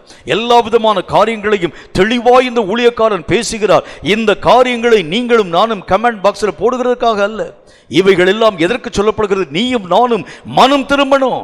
நீயும் நானும் ஆண்டவராக தேவனுடைய உடைமையாய் மாற்றப்படணும். உனக்கும் எனக்கும் ஆண்டவர் வைத்திருக்கக்கூடிய அந்த உரிமையை, பங்கை நீயும் நானும் பெற்றுக்கொள்ளும்படி தீவிரிக்க வேண்டும். இதுக்கு தான் கர்த்தர் நம்மிடம் பேசுகிறாரை தவிர கேட்டு கேட்டு பொழுதை போக்கக்கூடிய ஒரு நிலை அல்ல. இந்த கடைசி காலத்தில் கர்த்தராகிய தேவனுடைய பிள்ளைகளுடைய வாழ்க்கையை சாத்தான் மந்த நிலையிலே உருவாக்க ஆரம்பிக்கின்றான். கேட்கிறதற்கு மந்தமான இருதயமாய், மந்த செவிகள் உள்ளவர்களாய் ஜனங்களை சாத்தான் உருவாக்குவதற்கு காரணம் என்ன? ஒரே ஒரு காரணம்தான். கேட்கக்கூடிய காரியங்களை கேட்டு அவன் உணர்வை பெற்றுவிடக் கூடாது. கேட்கக்கூடிய வார்த்தைகளை கேட்டு அவன் எழுப்புதலை அவன் தன்னுடைய வாழ்க்கையை பெற்றுக்கொள்ளக்கூடாது. சாத்தானுடைய முக்கியமான நோக்கம் அதுதான். ஒவ்வொரு கூட்டத்தில் போய் நான் நின்று கர்த்தருடைய வார்த்தையை அறிவிக்கிறது வழக்கம். கேட்கக்கூடிய மக்கள் எல்லாம் ரொம்ப சொல்லுவாங்க, ரொம்ப நல்லா பேசுறீங்கயா, இனி ஒரு முறை எங்கள் சபைக்கு வர வேண்டும், இனி ஒரு முறை எங்கள் கூட்டத்தில் வந்து பங்கு பெற்று கர்த்தருடைய வார்த்தைகளை சொல்ல வேண்டும். மீண்டும் ஒரு முறை வந்து இதே வார்த்தைகளை போன முறை நான் பிரசங்கம் பண்ண அதே வார்த்தையை திரும்ப பேசினால் கூட, நான் போன முறை பேசின வார்த்தை என்கிறதை கூட அவர்களால் மெய்யாகவே புரிந்து கொள்ள முடியாது. போன முறை 2-3 முறை அதே வார்த்தை திரும்ப திரும்ப பேசினா கூட அந்த காரியங்களை அவர்களால் விளங்கிக் கொள்ள முடியாம இன்னைக்கு செய்தி ரொம்ப சூப்பர்னு சொல்லுவாங்க. காரணம் என்ன? கேட்கக்கூடிய காரியங்களை பற்றிதான உணர்வு இல்லை, கேட்கக்கூடிய வார்த்தைகளை பற்றிதான எழுப்புதல் இல்லை, அந்த வார்த்தைகளை அப்பியாசப்படுத்த வேண்டும் என்கிற ஒரு நிலை உங்களை வாழ்க்கையில இல்லை. கர்த்தருடைய வேதம் சொல்லக்கூடிய வார்த்தையின் படியே அந்த அத்தேனே என்கிற அந்த ஊரிலே காணப்பட்டிருக்கக்கூடிய மக்கள் இப்படியே வீண் பேச்சு பேசி பொழுதை போக்கக்கூடிய மக்களாய் காணப்பட்டதை போல இன்றைக்கு அநேகம் கிறிஸ்தவனுடைய வாழ்க்கை நிலைகளை சாத்தான் மந்த நிலையாய் உருவாக்கி கொண்டு வருகின்றான். மந்த நிலையோடு கூட நீயும் நானும் எழும்பி கிரியைகளை நடப்பிக்க முடியாத காரியங்களை உருவாக்குகின்றான். நிறைய கேட்டு கேட்டு கேட்டு கேட்டு உன்னுடைய மனதிலும் என்னுடைய மனதிலும் காரியங்களை இருத்தி வைத்துக் கொள்ள வேண்டும் என்கிற நிலையோடு கூட காணப்படக்கூடிய தன்மைகளை உருவாக்கக்கூடிய சாத்தான் இவைகளுக்கேற்ற கிரியைகளை நடப்பிக்க உன்னையும் என்னையும் அவன் அனுமதிக்கிறவன் அல்லவே அல்ல. கேட்கும் கர்த்தருடைய பிள்ளையே, உணராதிருக்கக்கூடிய நிலை உனக்கு போதும், எழுப்புதல் பெறாதிருக்கக்கூடிய நிலை உனக்கு போதும். கேட்டு கேட்டு அவைகளை எல்லாம் ஒரு கதையை போல உன்னுடைய வாழ்க்கையை பெற்றுக்கொண்ட நிலை போதும். இன்றாகிலும் உணர்வையும் எழுப்புதலையும் பெற்று நீ எழும்ப வேண்டும் என்று கர்த்தராகிய தேவன் நமக்கு சொல்ல ஆரம்பிக்கின்றார். இன்னும் ஒரு காரியத்தை வாசிக்க கேளுங்கள். வேதம் சொல்லக்கூடிய நல்ல ஒரு வார்த்தையின்படியே 2 தீமோத்தேயுவின் புஸ்தகம் 4வது அதிகாரம் 4வது வசனம் இந்த வார்த்தையை நமக்கு சொல்கிறது. 2 தீமோத்தேயுவின் புஸ்தகம் 4வது அதிகாரம் 4வது வசனம் இந்த வார்த்தையை சொல்கிறது. கொஞ்சம் நிதானமா வாசிக்க கேளுங்க. சத்தியத்திற்கு செவியை விலக்கி கட்டுக்கதைகளுக்கு சாய்ந்து போகும் காலம் வரும். அப்படின்னா இந்த செவிக்கு என்ன ஒரு காரியம் தெரியல, எது உண்மை எது போலின்னு தெரியல, வித்தியாசம் தெரியல. நிறைய பேர் இந்த கடைசி நாட்களில் எதை நாடி ஓட ஆரம்பிக்கிறாங்க. நல்ல ஊழியம் பார்க்கக்கூடிய மக்கள் மத்தியில் வரக்கூடிய ஆட்களுடைய தொகை ரொம்ப சொற்பமாக இருக்கும். ஆனால் தேவனுக்கு பிரியமற்ற காரியங்களை, தேவன் அருவருக்கக்கூடிய காரியங்களை, தேவனுடைய சத்தியம் பேசாதிருக்கக்கூடிய வார்த்தைகளை கேட்கும்படிக்காய் கடந்து போகக்கூடிய மக்களுடைய எண்ணிக்கையை பாருங்கள். திரளாய் கடந்து போக ஆரம்பிக்கிறாங்க. நிறைய ஊழியக்காரர்கள் தங்கள் மனம் போன போக்கின்படியே சத்தியத்தை திரித்து பேசக்கூடிய வார்த்தை, சத்தியத்தை மோசமாய் பேசக்கூடிய ஒரு வார்த்தை, சத்தியத்தை சத்தியமாய் பேசாதிருக்கக்கூடிய ஒரு காரியம், தங்கள் மனத்திலே தோன்றிருக்கக்கூடிய கருத்துக்களை வலியுறுத்தக்கூடிய தன்மை எத்தனை இந்த நடைமுறை வாழ்க்கையிலே உருவாக்கப்பட ஆரம்பிக்கிறது. எத்தனையோ விதமான கிறிஸ்தவர்கள் இந்த கடைசி நாட்களிலே வஞ்சிக்கப்பட்டு போக ஆரம்பிக்கிறாங்க. என்னோடு கூட பேசின ஒரு நல்ல ஒரு சகோதரன் என்னை பார்த்து சொன்னார், உங்க பிரசங்கம் ரொம்ப நல்லா இருக்குங்க, உங்க பிரசங்கத்தில் அநேகமான ஆவிக்குரிய நிறைய கருத்துக்களை எங்களோடு கூட பேச ஆரம்பிக்கிறது, ரொம்ப நல்லா இருக்கு. ஆனா கொஞ்ச நேரம் கேட்க எங்களால முடியல, போர் அடிக்குது, தூக்கமா வந்துடுது, எங்களால் உற்று கவனித்து கேட்க முடியல. அப்படின்னா நான் என்ன செய்ய நீங்கள் நினைக்கிறீங்க? நீங்கள் நின்று ஒரே இடத்துல நின்று பிரசங்கிக்கிறதை விட்டு கொஞ்சம் ஒரு சின்ன ஒரே ஒரு ஸ்டெப்பு போட்டு ஒரு டான்ஸ் ஆடினீங்கன்னா கொஞ்சம் நல்லா இருக்குமே, கேட்கறதுக்கு ரொம்ப கொஞ்சம் ஒரு சந்தோஷமாக இருக்குமே. ஒரு ஆராதனை பாடல் பாடி பின்பு ஒரு நல்ல ஒரு நடனத்தை போட்டு நீங்கள் எல்லாரும் எழுந்து நின்று இருக்கக்கூடிய இடத்துல எழுந்து நின்று என்னோடு கூட இணைந்து நீங்கள் டான்ஸ் ஆடுங்கள் என்று சொல்லி இப்படி நீங்கள் எங்களை உற்சாகப்படுத்துகிறது உண்டானால் கேட்கக்கூடிய செய்தி ரொம்ப நல்லா இருக்கும். இந்த செய்தியினுடைய காரியத்தில் ஒண்ணுமே இல்லை, மரத்தை மாதிரி நின்றுட்டே பிரசங்கம் பண்றீங்க, இங்கும் அங்கும் அசைகிறது கூட இல்லை. நீங்க லேசா கொஞ்சம் உங்களுடைய பாடியை லேசா நீங்க அசைக்க ஆரம்பிக்கிறது தான் நீ உயிரோடு கூட தான் இருக்கிறீங்கன்னு சொல்லி நாங்கள் எங்களுடைய உள்ளத்துக்குள்ளாக நாங்கள் யோசிக்க ஆரம்பிக்கிறோம். மற்றபடி ஒரு மரத்தை போல ஒரு கல்லை போலத்தான் எங்களால் பார்க்க முடிகிறது ஐயா. ஆகவே இனி உங்களுடைய பிரசங்க பேட்டர்னை கொஞ்சம் நீங்க சேஞ்ச் பண்ணுங்க. எப்படி மாற்ற வேண்டும்? பின்னால் இருந்து நிறைய புகையெல்லாம் போட்டு விடுங்க, நிறைய காரியங்களெல்லாம் செய்யுங்க. கேட்கக்கூடிய எங்களுக்கு, பார்க்கக்கூடிய எங்களுக்கு மிகுந்த பரவசமாய் காணப்பட ஆரம்பிக்கும். கர்த்தர் சொல்லுகின்றார், இந்த நூதனமான விஷயங்கள் உன் வாழ்க்கையிலும் என் வாழ்க்கையிலும் வருகிறது தவறு. ஆண்டவராகிய தேவனுடைய பிள்ளைகள் என்று அழைக்கப்படக்கூடியவர்கள் கட்டுக்கதைகளுக்கு சாய்ந்து போகக்கூடிய காலம் இது. ஆரம்ப நாட்களிலே காணப்பட்ட கிறிஸ்தவ வைராகியம் இன்றைக்கு இல்லாமல் போனதற்கு காரணம் அநேகம் கட்டுக்கதைகள் என்று அழைக்கப்படக்கூடிய தேவ தூஷணமான காரியம், தேவன் அருவருக்கக்கூடிய காரியம், தேவன் விரும்பாதிருக்கக்கூடிய காரியங்களை நோக்கி அநேகம் கிறிஸ்தவம் இந்த நாட்களிலே தீவிரமாய் கடந்து போக ஆரம்பிக்கிறது. சபைகள் எல்லாம் ஆண்டவராகிய தேவனை தாண்டி அந்நிய உபதேசங்களை நோக்கி போகிறதற்கு காரணம் அவைகளின் மேலே காணப்படக்கூடிய நாட்டம், ஈர்ப்பு.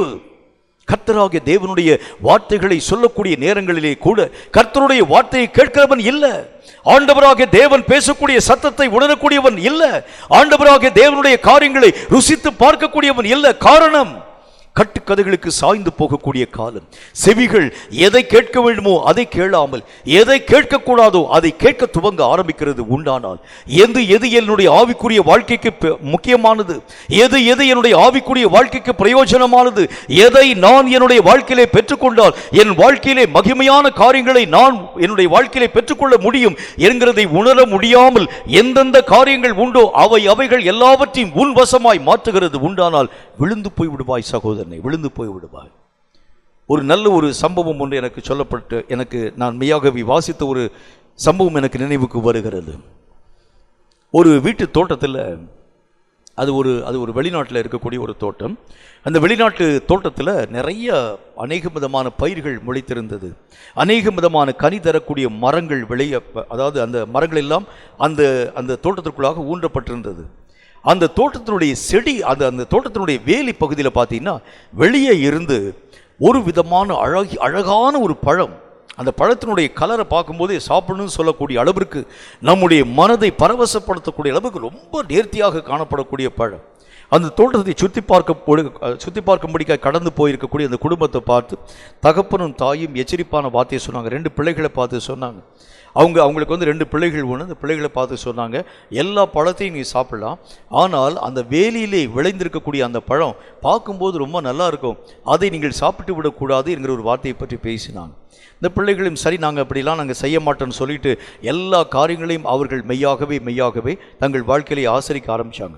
ஒரு நாள் வந்தபோது அப்பாவும் அம்மாவும் இல்லை, இந்த பிள்ளைங்க மட்டும் வந்து தோட்டத்தில் உள்ளே போய் அப்படி வாக் பண்ணி போகலான்னு சொல்லி உள்ளே போன பொழுது அந்த சிறுமி அந்த அந்த அந்த அந்த அந்த சின்ன பிள்ளை வந்து அவங்க அண்ணனை பார்த்து சொல்லிச்சு, அந்த பழத்தை போய் நான் சாப்பிட்டு பார்க்கலாமான்னு சொல்லி கேட்டுச்சு.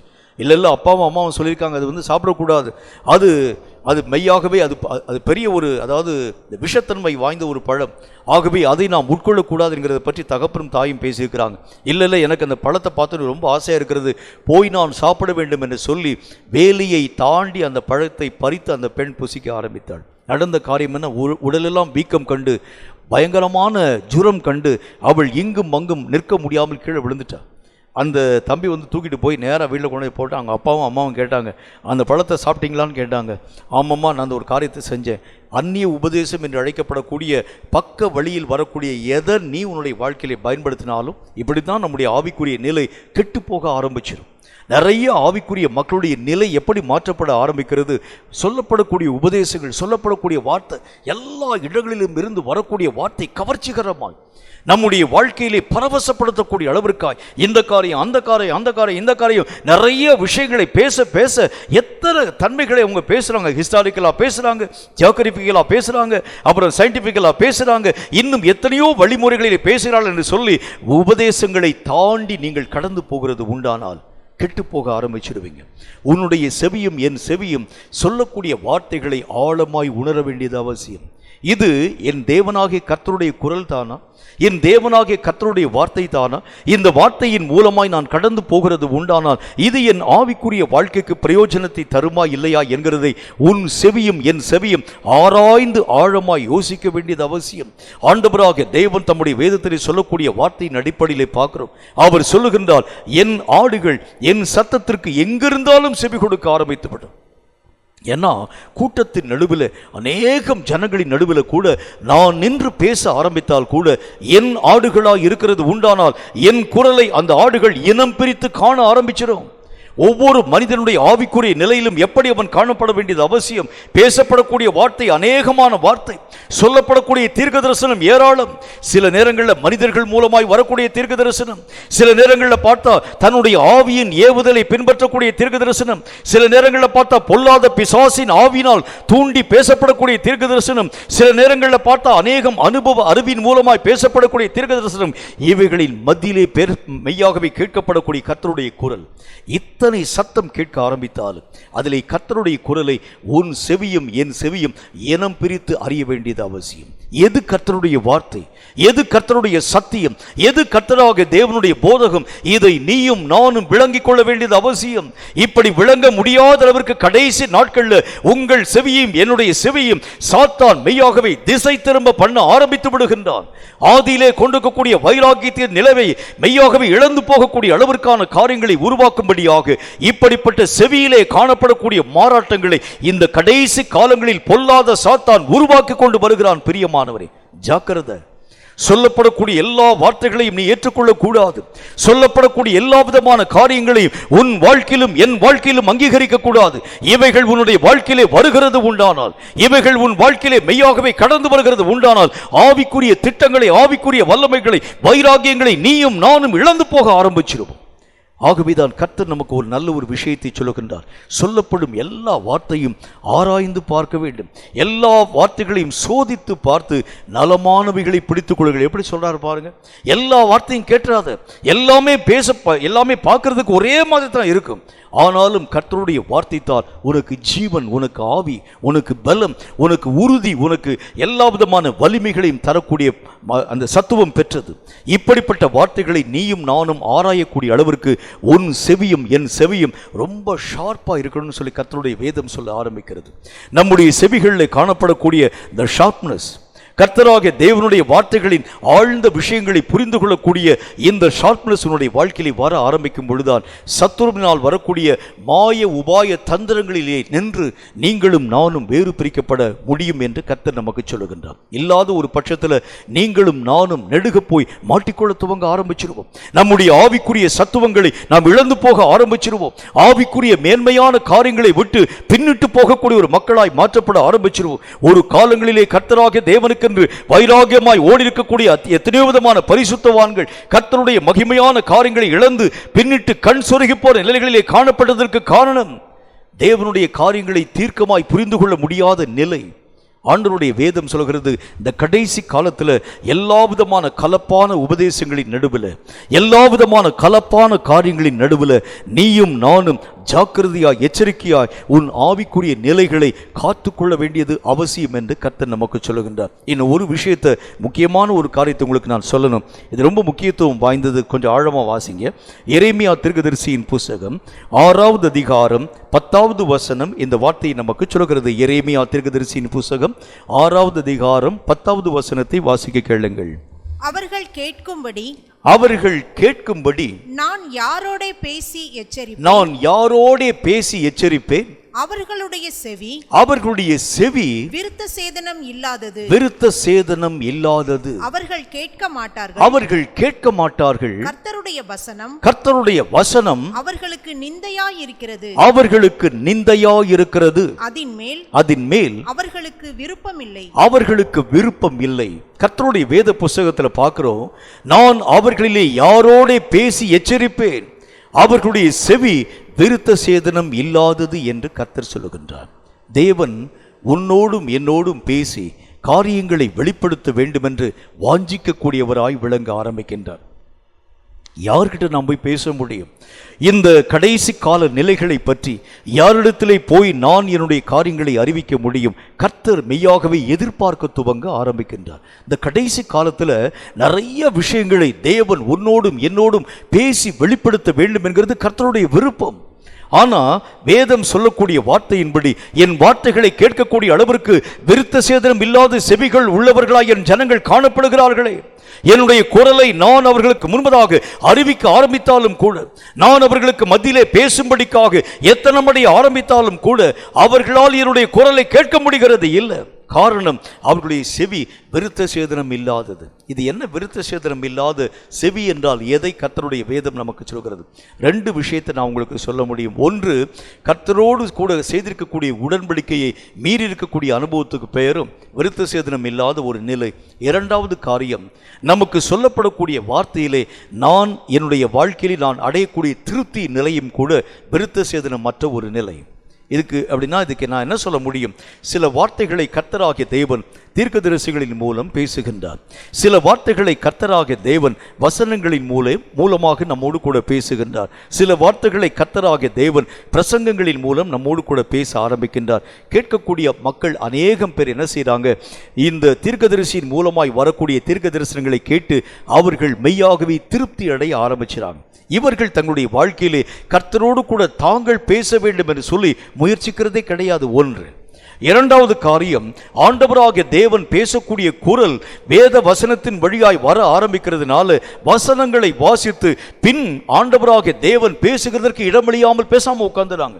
மூன்று, அநேகம் விதமான தேவனுடைய மக்கள் செய்யக்கூடிய தியானத்தின் மூலமாய் வரக்கூடிய தியானங்களை கேட்டு அவர்கள் அந்த தியானங்களிலே திருப்தி அடைகிறார்களே தவிர அவர்கள் தாங்களாகவே இயங்கி கர்த்தருடைய வசனங்களை தியானிக்க மறந்து போக ஆரம்பிக்கிறாங்க. இதுக்கு பேர் கர்த்தர் என்ன சொல்லுகின்றார்?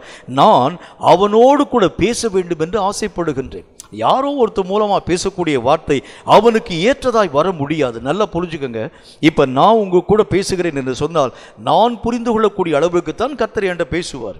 நான் புரிஞ்சிக்கக்கூடிய அளவை தான் நான் உங்களுக்கு முன்னால் நான் சொல்ல முடியும். ஆனால் உங்களுக்கே கர்த்தர் பேசுகிறது உண்டானால் நீங்கள் புரிந்து கொள்ளக்கூடிய அளவிற்கு கர்த்தர் உங்களோடு கூட பேச முடியும். உங்களுக்கு என்ன பிரச்சனை இருக்கிறதுங்கிறதை பற்றி கர்த்தர் என்கிட்ட பேச மாட்டார். நல்லா புரிய வேண்டியது அவசியம். நிறைய பேர் என்ன சொல்ல ஆரம்பிக்கிறாங்க? பிரதர், எங்களுக்காக ஜெபம் பண்ணி எங்களை பற்றி கர்த்தர் என்ன சொல்லுகிறார்? சொல்லுகிறார். நான் என்ன செய்ய வேண்டும் என்கிறதை பற்றி கர்த்தர் என்னோடு கூட பேச ஆரம்பிக்கிறார். நான் எதையெல்லாம் உருவாக்க வேண்டும், எந்தெந்த காரியங்கள் எல்லாவற்றிலும் நான் குறைவாக இருக்கிறேன் என்கிறதை ஆண்டவராக தேவன் பேசக்கூடிய வார்த்தையை ஜெபத்தின் மூலம் கேட்டு நீங்கள் எனக்கு கற்பித்து தர வேண்டும். நல்லா புரிஞ்சுக்கங்க, யாருடைய குறைவையும் யாருடைய குற்றத்தையும் தேவனாகிய கர்த்தர் யாருக்கும் வெளிப்படுத்த மாட்டார். அவங்கவுங்கள்ட்ட தான் கர்த்தர் பேசணும்னு ஆசைப்படுவார். உன்னுடைய குற்றத்தை உங்கள்கிட்ட தான் சொல்லணும், உன்னுடைய குறைவை கர்த்தர் உங்கள்கிட்ட தான் பேசி அந்த காரியங்களை ரெக்டிஃபை பண்ண வேண்டியது அவசியம். ஆனால் கர்த்தர் உங்கள்கிட்ட பேசும்படிக்காய் வரக்கூடிய நேரத்தில் நீங்களும் நானும் நம்முடைய கழுத்தை கடினப்படுத்தி மறுத்து, யாராகிலும் ஒரு ஊழியனோடு கூட நீர் என்னோடு கூட பேசும் ஆண்டவரே, அவன் மூலமா என்கிட்ட பேசுங்க, அவன் மூலமா சொல்லக்கூடிய வார்த்தை நான் கேட்டு மனம் திரும்புகிறேன். கர்த்தர் சொல்லுகின்றால் அவன்கிட்ட நான் உன்னுடைய காரியங்களை வெளிப்படுத்த மாட்டேன். அவன் உன்னுடைய பலவீனத்தை புரிந்து கொண்டு உன்னை தன்வசமாய் மாற்றி விடுவான். நீ எனக்கு உரியவனாய் மாற்றப்பட வேண்டும் என்று சொன்னால் நீயும் நானும் தான் நேரடியான தொடர்பில் இருக்க வேண்டும். இதை நிறைய பேர் புரிஞ்சுக்கிறாம இன்றைக்கு வரைக்கும் கூட, சென்ற சில நாட்களுக்கு முன்பதாக கூட அநேக விதமான தொலைபேசி அழைப்பிலே என்னோடு கூட பேசியிருக்கக்கூடிய மக்கள் ஒரு வார்த்தையை சொன்னாங்க. ஐயா, கர்த்தர் எங்களை பற்றி என்ன சொல்லுகிறார்? கர்த்தராகிய தேவனுக்கு முன்பதாக நாங்கள் என்ன செய்ய வேண்டும், என்ன வழியிலே நாங்கள் போக வேண்டும், எங்களை பற்றியதான கர்த்தருடைய விருப்பம் என்ன, எங்களை பற்றியதான கர்த்தருடைய திட்டம் என்ன, எங்களை பற்றியதான கர்த்தருடைய நோக்கம் என்ன என்கிறதை நீங்கள் எங்களுக்கு மெய்யாகவே ஜெபத்தின் மூலம் பேச வேண்டும். இந்த காரியங்களை அவர்கள் தொலைபேசியின் மூலம் தொடர்பு கொண்டு பேசுறாங்க. நான் உங்கள்கிட்ட சொல்றேன், இல்லைங்க, கர்த்தர் இந்த மாதிரி விஷயங்களை உங்கள்கிட்ட தான் பேசுவார். நீங்க தான் கர்த்தருடைய சமூகத்தில் உட்கார்ந்துருக்கீங்க. இல்லைங்க, நாங்கள் எத்தனையோ மணிக்கணக்காக போய் உட்கார்ந்தோம், எத்தனையோ மணிக்கணக்காக நாங்கள் பேச ஆரம்பிச்சோம், கர்த்தர் எங்களோடு கூட பேசல, கர்த்தருடைய காரியங்கள் எங்களுடைய வாழ்க்கையில வரல. அதற்கு காரணம் என்ன தெரியுமா? நீ கர்த்தராகிய தேவனுடைய குரலை கேட்க வேண்டும் என்று, தேவனிடத்திலிருந்து நேரடியாக கேட்க வேண்டும் என்கிற ஒரு விருப்பம் உனக்குள்ள இல்ல. யாரோ ஒருத்தர் பேசினா கூட எனக்கு அது போதும், அந்த ஒரு திருப்தி நிலை நம்முடைய வாழ்க்கையிலே வருகிறது உண்டானால் தேவன் உன்னோடும் என்னோடும் பேசுகிறது எப்படி? ஆண்டவருடைய வேதம் என்ன சொல்கிறது? நான் அவர்களிலே யாரோடு கூட பேசி எச்சரிப்பேன், அவர்களுடைய செவிகள் விருத்த சேதனம் இல்லாமல் இருக்கிறது, அவர்கள் என்னோடு கூட தொடர்பு கொள்ள முடியாதவர்களாய் காணப்பட ஆரம்பிக்கிறாங்க. நான் பேசணும்னு ஆசைப்படுறேன், நான் காரியங்களை சொல்லணும்னு நான் நினைக்கிறேன், என்றாலும் அவர்களுடைய மனம் அதன் மேல் லைக்கிறது இல்லை என்று கர்த்தராகிய தேவன் சொல்ல ஆரம்பிக்கின்றார். கர்த்தருடைய பிள்ளையே, தேவன் உன்னோடு கூட காரியங்களை வெளிப்படுத்த விருப்பப்படுகின்றார். தேவை உன்னுடைய செவியும் என்னுடைய செவியும் கேட்கக்கூடிய செவியாய், கர்த்தராகிய தேவனுடைய குரலை வாஞ்சிக்கும் செவியாய் என்னோடு பேசும் ஆண்டவரே, என்னோடு சொல்லும் ஆண்டவரே. யாருக்கோ சொன்ன ஒரு வார்த்தை எனக்கு திருப்தி தரக்கூடாது, யாருக்கோ பேசின ஒரு காரியம் எனக்கு மெய்யாகவே பரவச நிலையை உருவாக்க கூடாது, என்னோடு சொல்லும் என்று சொல்லி கர்த்தரை நோக்கி எப்பொழுது நீயும் நானும் அமர்ந்திருந்து கேட்க ஆரம்பிக்கிறோமோ அப்பொழுதுதான் கர்த்தர் உன்னோடும் என்னோடும் பேச ஆரம்பிக்கிறார். அப்பொழுதுதான் உன்னுடைய செவி கேட்கும் திறன் வாய்ந்ததாய் காணப்பட துவங்க ஆரம்பிக்கிறது. ரட்சிக்கப்பட்ட ஆரம்ப நாட்களில் என்னுடைய சகோதரின் மூலம் நிறைய தீர்க்க தரிசனம் வர ஆரம்பிக்கும். குடும்பத்தை பற்றி, இனி வரக்கூடிய காலங்களை பற்றி, சபைகளை பற்றி, கிறிஸ்தவர்களை பற்றி, அநேகம் காரியங்களை பற்றி கர்த்தர் பேசுகிறது உண்டு. எங்கள் அக்கா எல்லாருமே அந்த காரியங்கள் யாவற்றையும் கேட்டு பெரிய டைரியெல்லாம் போட்டு எழுதி வைத்துக் கொள்ள ஆரம்பிப்பாங்க. ஆனால் என்னுடைய மனதிலே ஒரே ஒரு விருப்பம் எனக்குள்ளே இருந்தது. அது என்னை அறியாமலே காணப்பட்ட ஒரு விருப்பம். என்ன ஒரு விருப்பம்? என் சகோதரனோடு கூட பேசக்கூடிய கர்த்தாவே, நீர் ஏன் என்னோடு கூட பேச மாட்டேன் என்கிறீர்? என்னோடு கூட நீர் ஏன் காரியத்தை வெளிப்படுத்தாது இருக்கிறீர்? இந்த ஒரு காரியம் எனக்குள் வர வேண்டும். என்கிட்ட இருக்கக்கூடிய என்னுடைய எல்லா விதமான ஆட்களும் கேட்பாங்க, இந்த ஒரு காரியத்தை பற்றி எழுதலையா? நான் எழுதுறேன் என்றாலும் என்னுடைய மனதில் என்னை அறியாத ஒரு வாஞ்சை, என்னை அறியாத ஒரு விருப்பம், எனக்கே நீங்கள் காரியத்தை வெளிப்படுத்துங்க. அவருடைய சில விஷயம் என்னால் புரிந்து கொள்ள முடியவில்லை, ஆனால் என்னுடைய மனதிற்கு ஏற்ற மாதிரி நீ பேசுகிறது உண்டானால் என்னால் அந்த காரியங்களை விளங்கி கொள்ள முடியுமே என்று சொல்லி கர்த்தரை நோக்கி நான் முறையிட துவங்க ஆரம்பித்தேன். அதன் பின்புதான் கர்த்தர் என்னோடு கூட காரியங்களை வெளிப்படுத்த ஆரம்பித்தார். இதை கேட்கும் கர்த்தருடைய பிள்ளையே, உனக்கும் எனக்கும் ஒரு விருப்பம் இருக்கணும். என்ன விருப்பம்? நம்முடைய செவிகளிலே ஒரு விருப்பம் இருக்க வேண்டும். என்ன விருப்பம் இருக்க வேண்டும்? கர்த்தரோடு கூட நேரடியாய் நான் தொடர்பு கொள்ள வேண்டும். நான் கர்த்தருடைய குரலை கேட்க முடியாமல் எனக்கும் அவருக்கும் என்ன தடை இருக்கிறது?